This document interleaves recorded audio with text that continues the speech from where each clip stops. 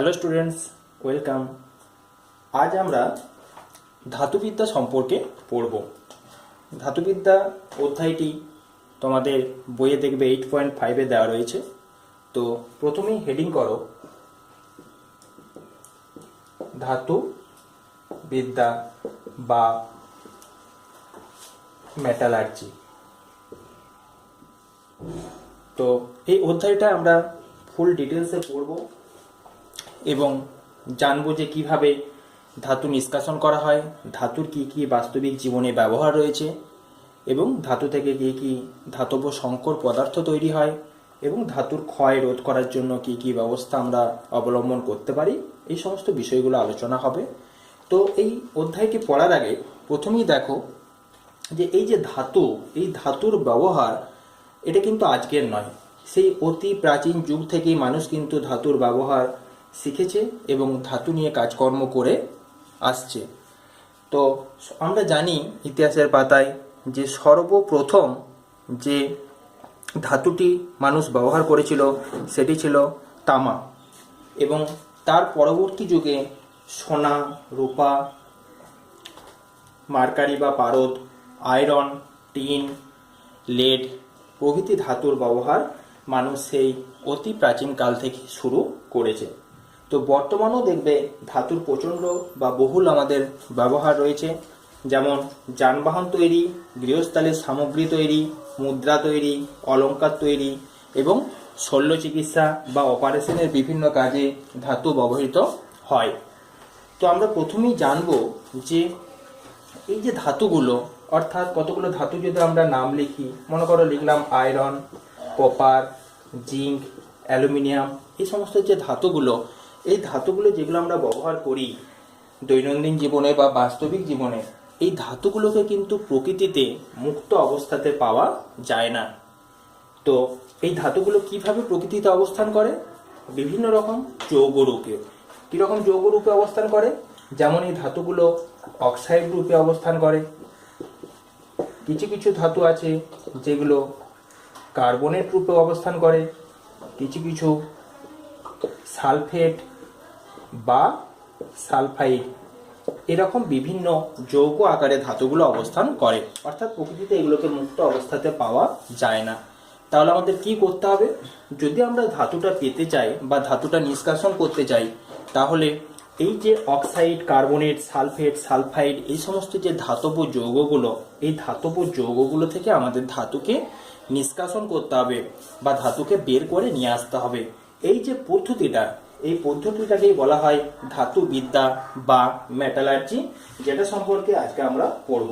তাহলে যদি পরীক্ষায় কোশ্চেন আসে যে ধাতু বিদ্যা কি, আমরা সহজেই বলতে পারবো যে ধাতুবিদ্যা হলো এমন একটা পদ্ধতি বা প্রক্রিয়া যার সাহায্যে অতি সহজে এবং সুলভে কোনো ধাতব যৌগ থেকে ধাতুকে নিষ্কাশন করা হয়, সেটাকে আমরা বলবো ধাতু বিদ্যা।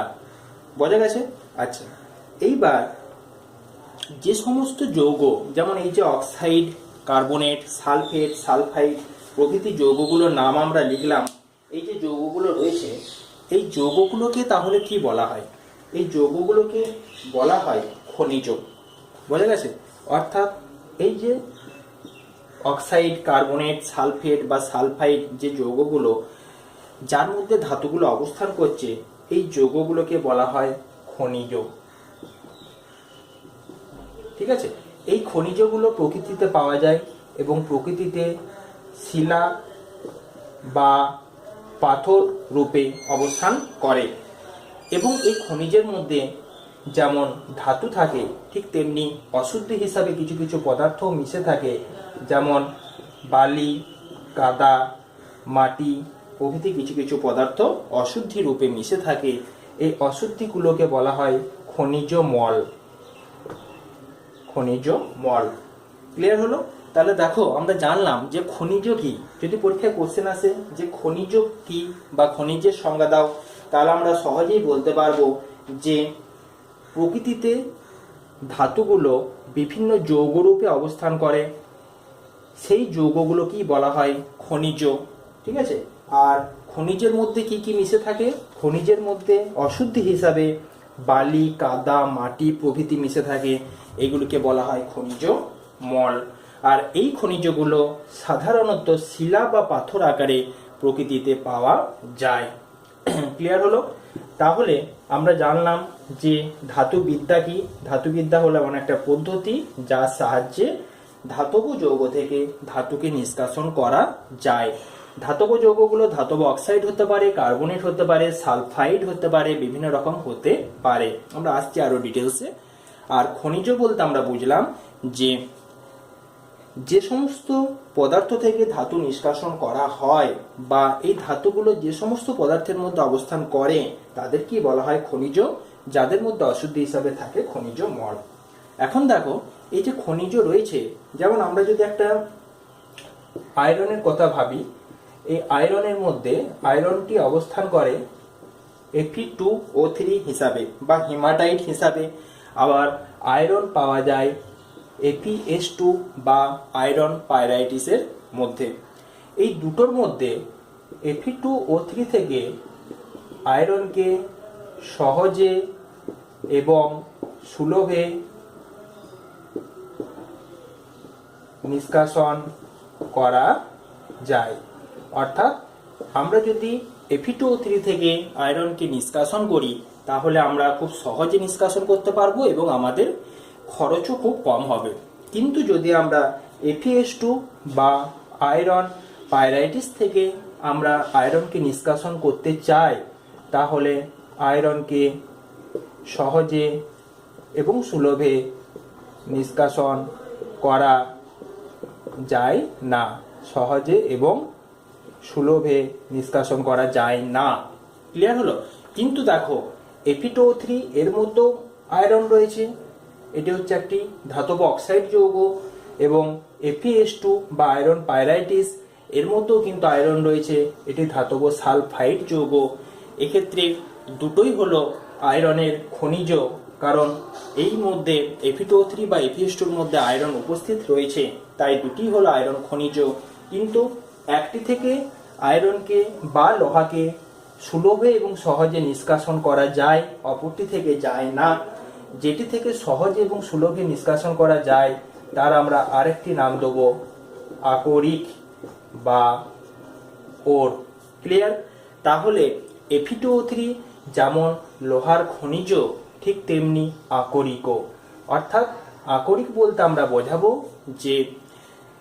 যে সমস্ত ধাতব যৌগ থেকে ধাতুকে সহজে এবং সুলভে নিষ্কাশন করা যায় তাদের কি বলা হয় আকরিক।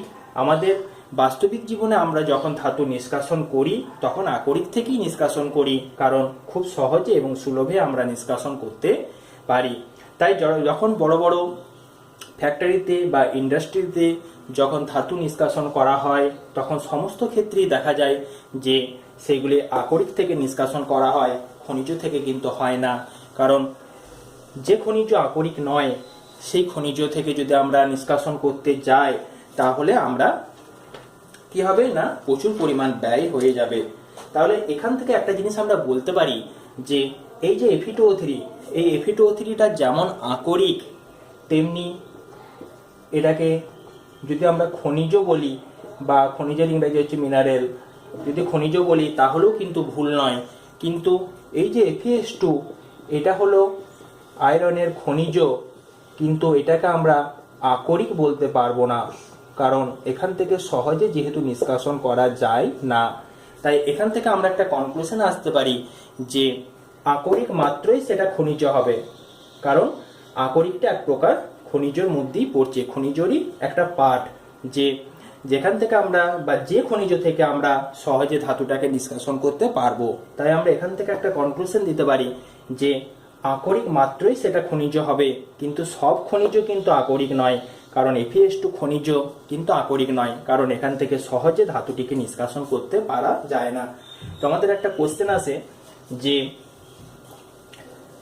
দেখাও যে বা উদাহরণের সাহায্যে দেখাও যে সমস্ত আকরিকই খনিজ কিন্তু সব খনিজ আকরিক নয়। আমরা এর উত্তরটা, কোশ্চেনটা আমি আর লিখছি না, আমরা সহজেই এই আগের উদাহরণটা দিয়েই বলতে পারবো যে আয়রনের আকরিক হলো Fe2O3 ব্র্যাকেটের মধ্যে আমরা এই নামটা লিখে দেব হিমাটাইট।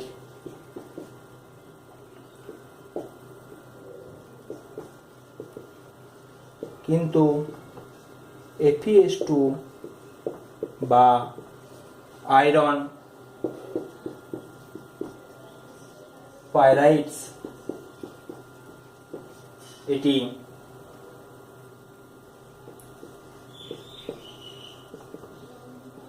খনিজ হলেও আকরিক নয়। ঠিক আছে, তাহলে আয়রনের আকরিক ও খনিজ আমরা লিখতে পারি, যেটা আকরিকও বটে এবং খনিজও বটে। সেটা হলো হিমাটাইট, অর্থাৎ হিমাটাইট থেকে আমরা আয়রনকে নিষ্কাশন করি, কিন্তু আয়রন পাইরাইটিস থেকে আমরা নিষ্কাশন করতে পারি না। তাই আমরা বলতে পারি এই উদাহরণের সাহায্যে যে সকল আকরিকই হলো খনিজ, কিন্তু সকল খনিজ আকরিক নয়। ব্যাপারটা ক্লিয়ার হলো? আচ্ছা, এরপর আমরা দেখে নেব যে এই যে ধাতুর আকরিকগুলো, আমরা সাধারণত আকরিক নিয়ে আলোচনা করব এবার, কারণ যে সমস্ত খনিজ আকরিক নয়, অর্থাৎ যেখান থেকে সহজে এবং সুলভে ধাতু নিষ্কাশন করা যায় না, তাদের আমাদের বাস্তবিক জীবনে বা ব্যবহারিক জীবনে কিন্তু কোনো প্রয়োগ নেই, অর্থাৎ সেই সমস্ত খনিজগুলো নিয়ে কোনো কিছু ব্যবহার বা আলোচনা করা হয় না। এবার আমরা দেখে নেব এই যে ধাতুগুলো আমরা একটু আগে বললাম অক্সাইড, কার্বনেট, সালফেট, সালফাইড প্রভৃতি যৌগরূপে অবস্থান করে। তাই এই ধাতুগুলোর যে আকরিক, সেই কতগুলো আকরিক আমরা একটা লিস্ট বানিয়ে নেব। তাহলে একটা হেডিং করব আমরা, বাঁ দিকে লিখবো ধাতু, ডান দিকে লিখবো আকরিক। দেখো প্রথমেই আমরা লিখলাম লোহা, যার সংকেত হচ্ছে Fe বা আয়রন। এর দুটো আকরিক পাওয়া যায়, একটা হলো রেড হেমাটাইট, যেটা আমরা একটু আগে আলোচনা করলাম, রেড হেমাটাইট বা Fe2O3। অপরটি হলো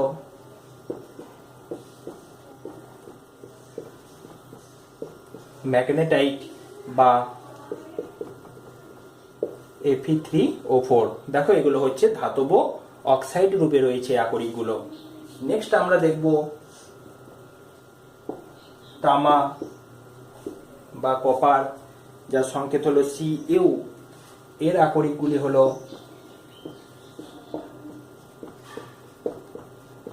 কিউপ্রাইট, এটিও হলো একটা অক্সাইড ঘটিত আকরিক। 2 নম্বর হচ্ছে ম্যালাকাইট, খুব ইম্পর্টেন্ট। এই প্রত্যেকটা যেগুলো আমি লিখে দিচ্ছি সেগুলো খেয়াল রাখবে, বইয়ে দেখবে আরো বাড়তি দেওয়া আছে, সেগুলো অতটা খেয়াল রাখার দরকার নেই। CuCO3, এটি হলো কার্বনেট ঘটিত যৌগ। আর 3 নম্বর হলো copper glance, copper glance Cu2S। Clear? এরপরে হলো জিঙ্ক বা দস্তা। তাহলে 3 নাম্বার আমরা হেডিং করব জিঙ্ক বা দস্তা। জিঙ্কের যে আকরিকগুলি রয়েছে, প্রথমেই হচ্ছে জিঙ্কাইট,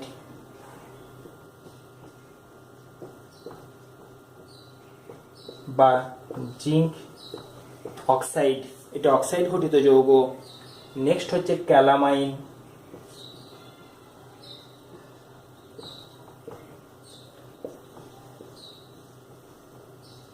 ZnCO3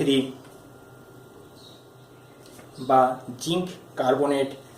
নেক্সট হলো জিঙ্ক ব্লেন্ড, 3 নাম্বার হচ্ছে জিঙ্ক ব্লেন্ড,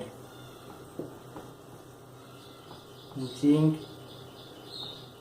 ব্লেন্ড বা ZnS, এটি হলো সালফাইড ঘটিত যৌগ।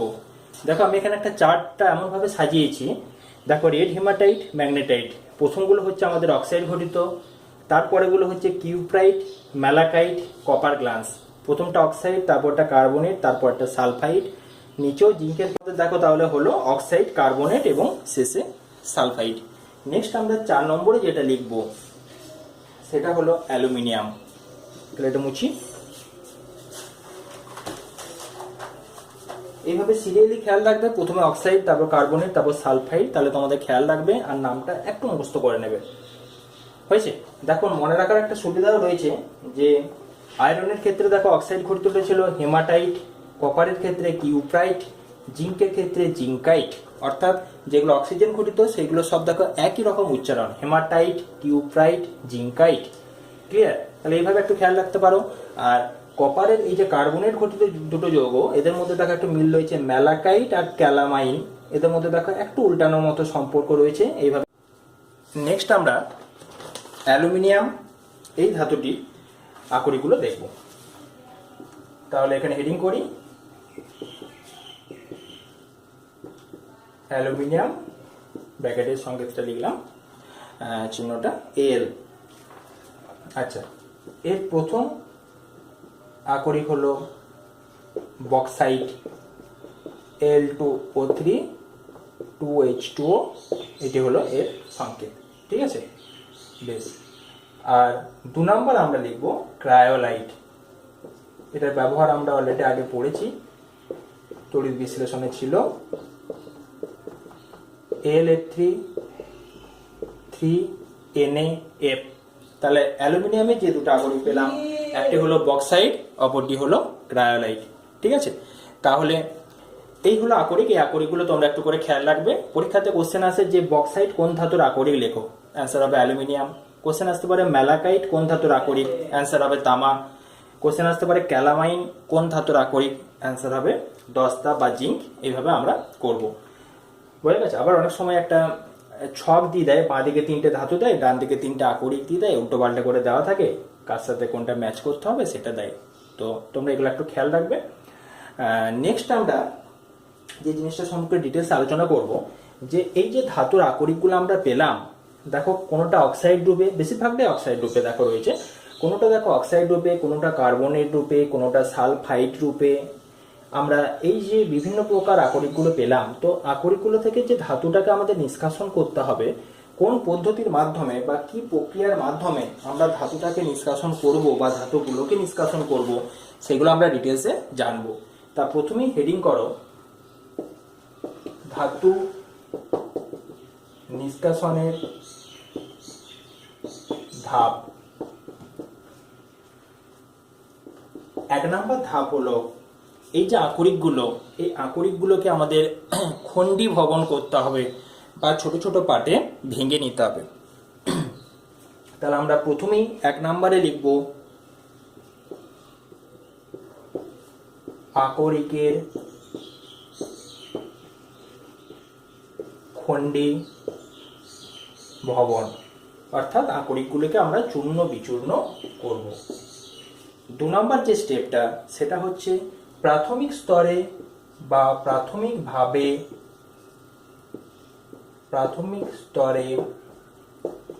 বিশুদ্ধিকরণ।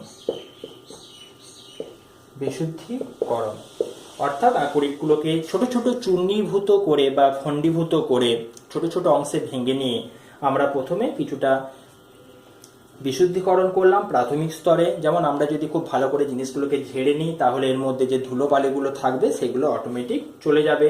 বা আমরা যদি একটু ভালো করে এটাকে ধুয়ে নিই, তাহলে দেখা যাবে যে এর মধ্যে যে সমস্ত অশুদ্ধিগুলো মিশে আছে কিছুটা পরিমাণ সেগুলো বেরিয়ে যাবে। এই হলো সেকেন্ড স্টেপ।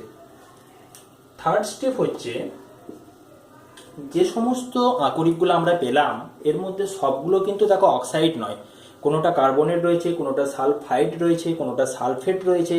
আমাদের 3 নম্বর কাজ হবে সমস্ত আকরিককে ধাতব অক্সাইডে পরিণত করা। আকরিককে ধাতব অক্সাইডে পরিণত করা। আর যাদের আকরিক ধাতব অক্সাইডে অলরেডি রয়েছে তাদেরকে আর কিছু করার দরকার পড়বে না। আকরিককে তাহলে ধাতব অক্সাইডে পরিণত করতে হবে, কারণ ধাতব অক্সাইড থেকে ধাতু নিষ্কাশন করাটা সহজ হয়। ক্লিয়ার? আচ্ছা, 4 নম্বর যে পয়েন্টটা, 3টে পয়েন্ট আমাদের ক্লিয়ার হলো। 4 নম্বর যে পয়েন্টটা ধাতব অক্সাইডে পরিণত করার পর, আচ্ছা 4 নম্বর পয়েন্ট বলার আগে আমি একটু জিনিস বলে নিই যে কিভাবে আমরা ধাতব অক্সাইডে পরিণত করব। দেখো এর আবার দুটো ভাগ আছে, ঠিক আছে, দুটো পার্ট আছে, দুটো পার্টের মাধ্যমে এগুলিকে ধাতব অক্সাইডে পরিণত করা যায়। আমি হালকা করে বলে দিই। 1 নাম্বার পয়েন্ট করো ভস্মীকরণ, আর 2 নাম্বার লেখো তাপ জারণ। ক্লিয়ার? ভস্মীকরণ প্রক্রিয়ার মাধ্যমে আমরা কি করব না, কার্বনেট ঘটিত যে সমস্ত যৌগগুলো আছে তাদেরকে আমরা ধাতব অক্সাইডে পরিণত করব। ভস্মীকরণের অপর নাম ক্যালসিনেশন, CALCINATION। আর তাপজারণের অপর নাম হলো রোস্টিং, ROASTING। ভস্মীকরণে কি করা হয়, দেখো সিএ ক্যালসিনেশন, ক্যালসিনেশন মানে হচ্ছে দেখো সিএ বা সিতে শুরু হয়েছে, আমরা সহজেই মনে রাখতে পারবো কার্বনেট, অর্থাৎ কার্বনেট ঘটিত যে সমস্ত আমাদের আকরিকগুলি থাকবে তাদেরকে যদি আমরা এখানে হিট দিই তাহলে সহজেই এখান থেকে জিঙ্ক অক্সাইড এবং CO2 বের হয়ে আসবে। বোঝা গেছে? ক্লিয়ার হলো ব্যাপারটা?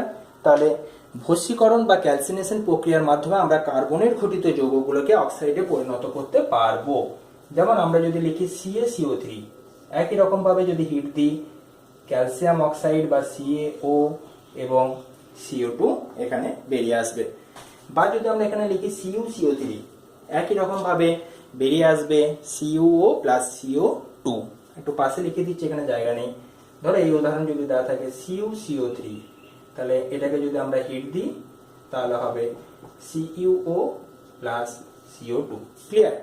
আর তাপজারণ কাদের ক্ষেত্রে ঘটাবো, যেগুলো কার্বনেট আকারে নেই, অন্যান্য যেগুলো অর্থাৎ যেগুলো অক্সিজেনের প্রেজেন্সে ঘটে সেগুলোকে আমরা বলবো তাপজারণ। দেখো এখানে আমাদের বাড়তি অক্সিজেন দেওয়ার দরকার পড়ছে না, ডাইরেক্ট হিট করলে আমাদের বিক্রিয়াটা ঘটছে, অর্থাৎ এই প্রক্রিয়াটা ঘটবে অক্সিজেনের অনুপস্থিতিতে আর তাপজারণ ঘটবে অক্সিজেনের উপস্থিতিতে। যেমন জিঙ্ক ব্লেন্ড বা ZNS, এটাকে যদি আমি অক্সিজেন দ্বারা যদি হিট করি তাহলে এখান থেকে তৈরি হবে জিঙ্ক অক্সাইড এবং SO2। এটাকে যদি আমরা ব্যালেন্স করি তাহলে এরকম দাঁড়াবে 2ZNS প্লাস 3O2 সমান 2ZNO প্লাস 2SO2। ঠিক আছে? তাহলে দুটো পার্টে আমরা অক্সাইডে পরিণত করতে পারবো। দেখো এখানে ZNS, যেহেতু এর মধ্যে অক্সিজেন নেই তাই এর সাথে অক্সিজেন যুক্ত করে অক্সিজেনের উপস্থিতিতে আমরা তাপজারণ প্রক্রিয়াটা ঘটালাম, সেটা হলো রোস্টিং। আর ভস্মীকরণ কাদের ক্ষেত্রে ঘটাবো, কার্বনেটগুলোর ক্ষেত্রে যার মধ্যে অলরেডি কার্বন প্রেজেন্স আছে, বাড়তি অক্সিজেন দেওয়ার দরকার পড়বে না, সেগুলোর ক্ষেত্রে আমরা কি করব, সেগুলোর ক্ষেত্রে সহজেই আমাদের শুধুমাত্র হিট দিলেই সেগুলো অক্সাইডে পরিণত হবে। তাহলে বাঁ দিকে রয়েছে ভস্মীকরণ, ডান দিকে রয়েছে তাপজারণ। উভয় ক্ষেত্রেই দেখো বিক্রিয়াগুলো আমি লিখে দেখিয়েছি। ঠিক আছে? হয়ে গেছে? কমপ্লিট? আচ্ছা, এটা মুছে দিই। তো আমাদের দেখো 1 নাম্বার, 2 নাম্বার, 3 নাম্বার স্টেপ অবধি ক্লিয়ার হয়েছে। আমরা এবার চলে যাব 4 নম্বর, অর্থাৎ 4 নম্বর স্টেপে যে আমরা দেখব যে কিভাবে এই সমস্ত ধাতব অক্সাইডগুলো থেকে ধাতু নিষ্কাশন করা হয়। কারণ ধাতু নিষ্কাশন যখন কোথাও করা হবে সেটা প্রথমেই আমাদের অক্সাইড স্তরে নিয়ে যেতে হবে। আমরা দেখলাম কিভাবে অক্সাইডে পরিণত করব। এইবার আমরা 4 নম্বর স্টেপে যে কি করব,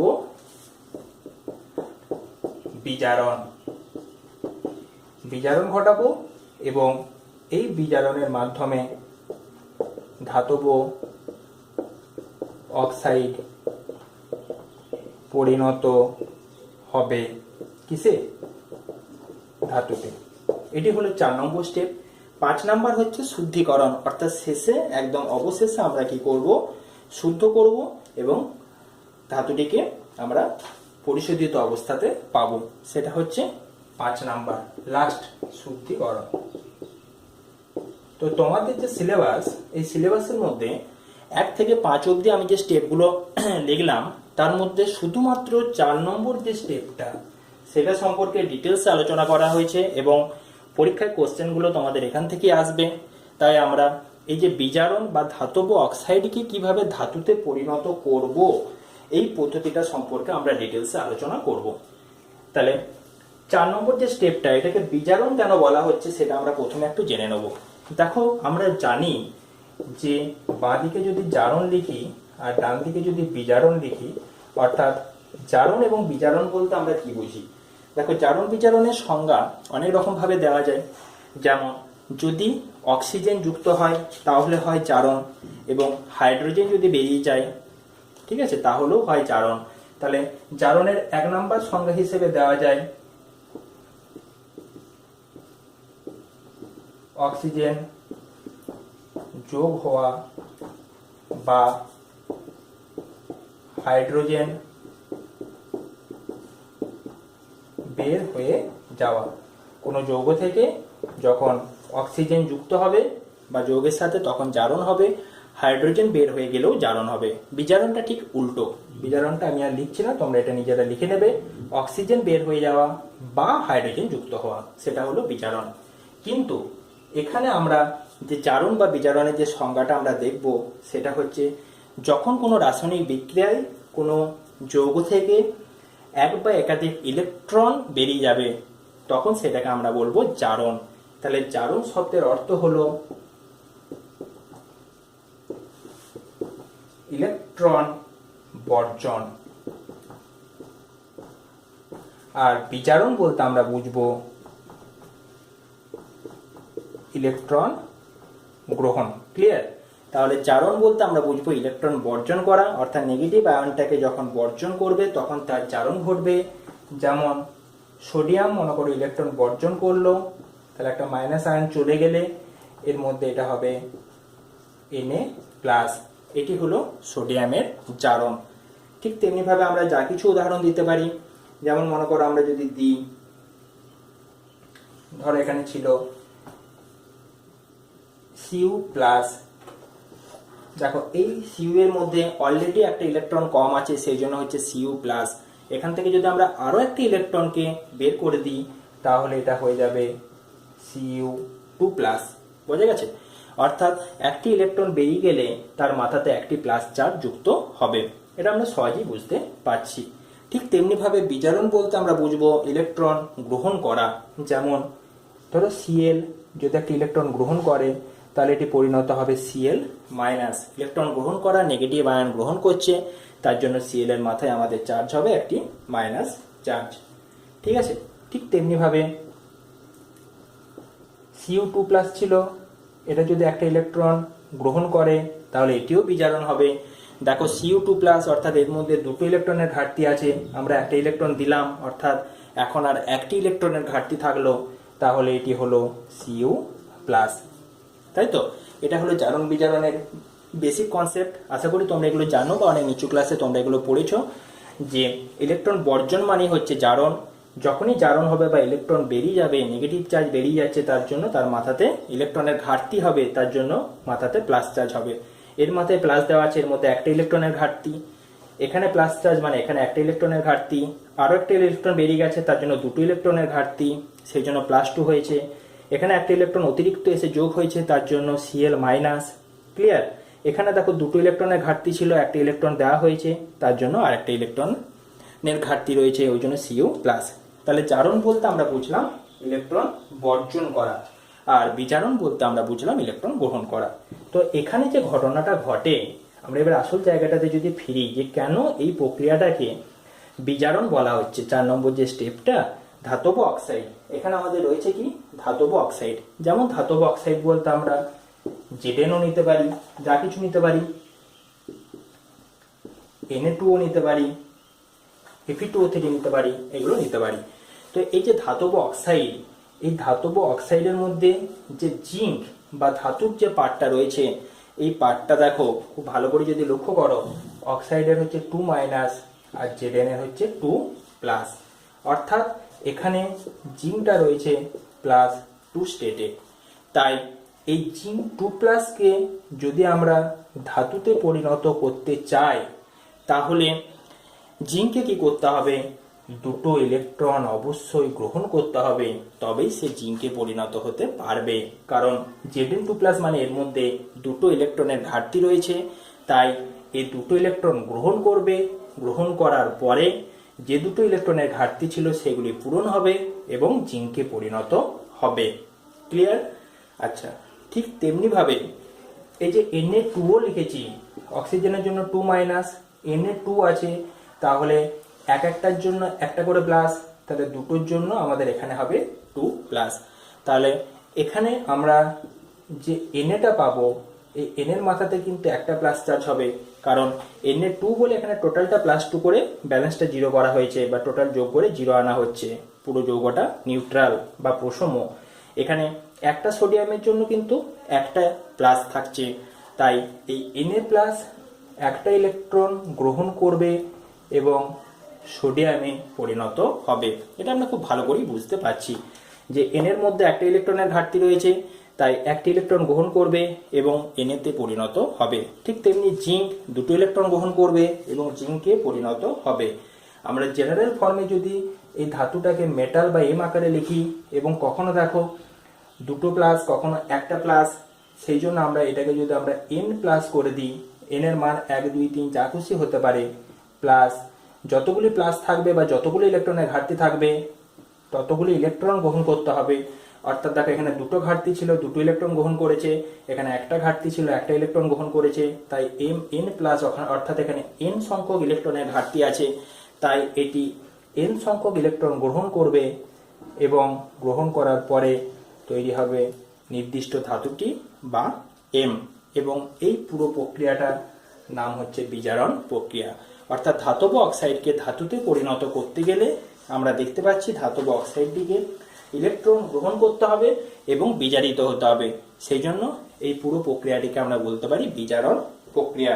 এরপর আমরা দেখব যে যে সমস্ত ধাতুগুলো আমাদের রয়েছে, প্রচুর ধাতু রয়েছে, সেই ধাতুগুলোকে আমরা কিভাবে বা কি উপায়ে আমরা বিজারণ করব এবং ধাতব অক্সাইড থেকে আমরা ধাতুগুলি নিষ্কাশন করব। ক্লিয়ার? এতটা অবধি বুঝতে পেরেছ?